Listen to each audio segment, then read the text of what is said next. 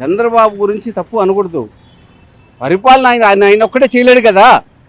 ఇది ప్రతి ఒక్కరు చేస్తేనే పని అవుతుంది. ఒకటి చేస్తే పని అవుతుంది కాదు, 10 మంది చేస్తే పని అవుతుంది. ఉద్యోగస్తుడిది తప్పు. చంద్రబాబు నాయుడు అంటూ చాలా తప్పు. చంద్రబాబు నాయుడు అనకూడదు.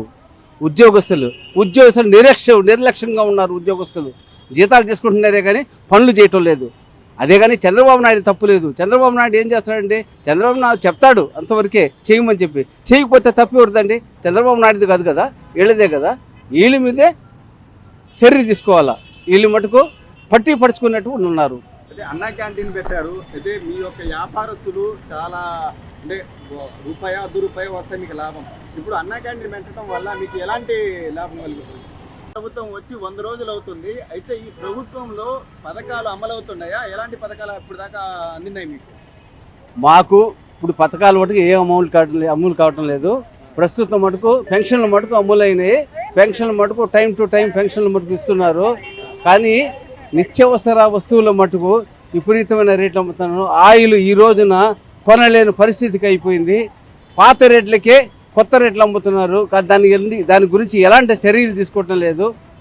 ఎవరు కూడా ఆఫీసులు వస్తున్నారే కానీ చేతులు మారుతున్నాయి కానీ ఏ ఒక్క ఆఫీసులు కూడా మార్కెట్లో కానీ కూరగాయల మార్కెట్లో ఈ రోజున చూస్తుంటే అమిత దౌర్జన్యంగా ఉంది. దాని గురించి అరికెట్టేవాళ్ళు లేరు. కలెక్టర్ చెప్పుకోకుండా, పోలీసులు చెప్పుకోకుండా, ఎవరు చెప్పుకొని పోయి అంటున్నారే కానీ దాని గురించి చర్య లేదు.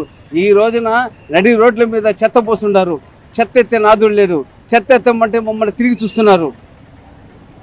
అసమర్థంగా ఉంది. నెల్లూరులో మున్సిపల్ శాఖ మంత్రి ఉన్నారు. మున్సిపల్ శాఖ మంత్రి ఉన్న దగ్గరికి ఉండి పట్టించుకొని దీని కార్యాచరణ చేస్తుంటే మాకు సంతోషంగా ఉండేది.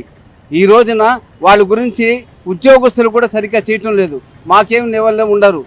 ఎక్కడ చెత్త మీరు చూడండి, అక్కడ చూడండి మీరు కొత్త హాల్ దగ్గర నడి రోడ్లన మట్టి తీసినారు. ఎంతకాలం అయిందో మట్టి తీసి అదే దారిలో తొక్కుకుంటూ పోతున్నారే కానీ దాని గురించి చర్య తీసుకునే నాదుడే లేదు. ఎంతమంది ఆఫీసులు పోతున్నారు, ఎంతమంది ఉద్యోగస్తులు పోతున్నారు, ఏ ఒక్కరు కూడా దాని గురించి పట్టించుకోవటం లేదు.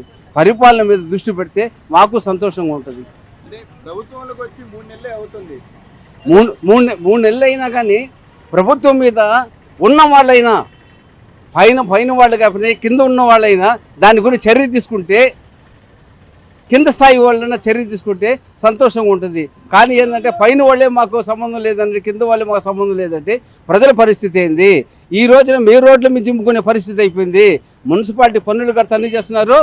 అంగడి ఓనర్ అయ్యండి చిమ్ముకొని చెత్త ఎత్తి అక్కడ పడేసి ఆ చెత్త ఎత్తి నాదుడు కూడా లేకుండా పోయినాయి ఈ రోజున. కానీ